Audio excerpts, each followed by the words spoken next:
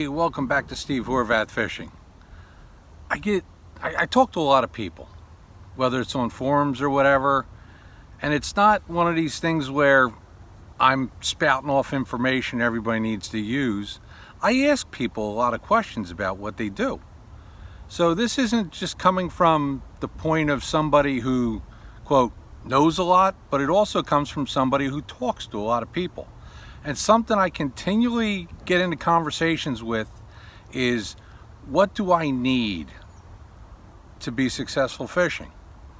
To be honest with you, if you can afford an ugly stick, go buy you an ugly stick, buy you some cheap line, just go out and have fun.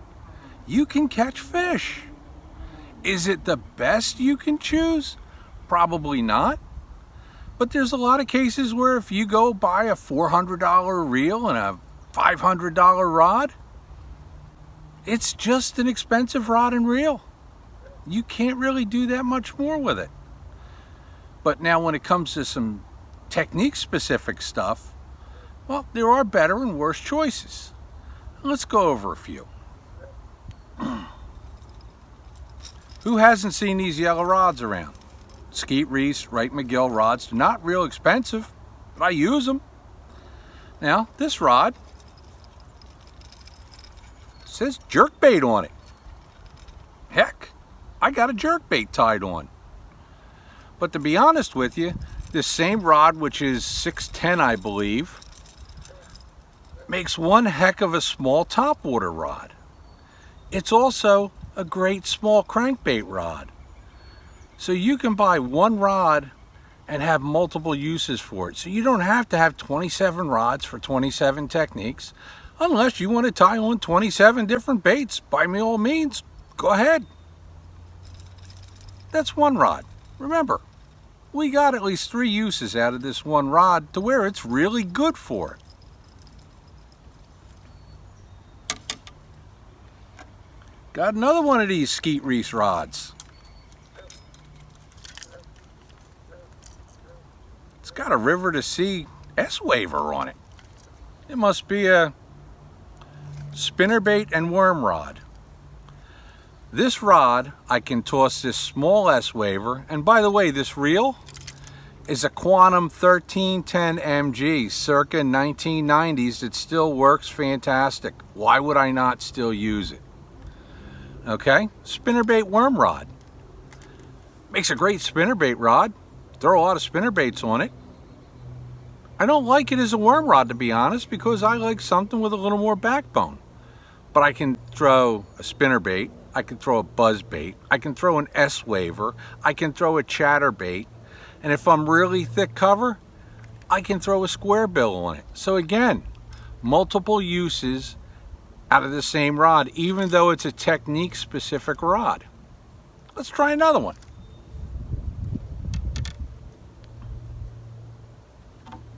Here's a cheapie. I catch a lot of fish on it. Blue's carbon fiber. Carbon fire. Okay?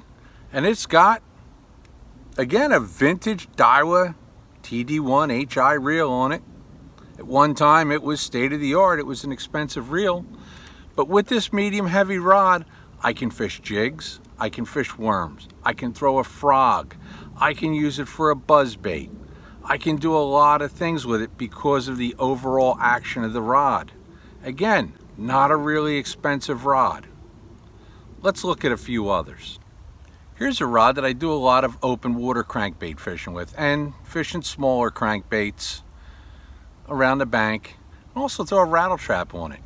It's a Phoenix. It's not an expensive Phoenix, it's just a Phoenix. Be honest with you, I bought it at the flea market for 20 bucks. It's a 7-foot medium light graphite. It's got a lot of tip. And on it I've got a older Kevin Van Dam Quantum reel. Not a real expensive rod and reel.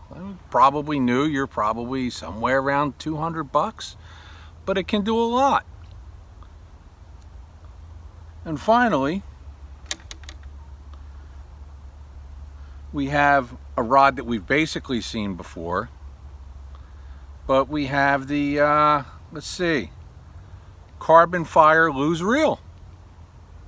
not a real expensive rod, not a real expensive reel. To be honest with you, after about $150 for a rod or a reel, for every dollar you spend, you're getting a lot less. It's the truth. It doesn't mean that you've thrown away your money if you want to buy $500 rods, $500 reels. If it means something to you that you own that and you think people are going to respect you or whatever for it, it's up to you. It's your money, spend it. For my money, I stick with rods under $150 and reels under $150. And to be honest with you, you can get a heck of a rod for about 80 bucks. Hey, for Steve Horvath Fishing, I'm Steve.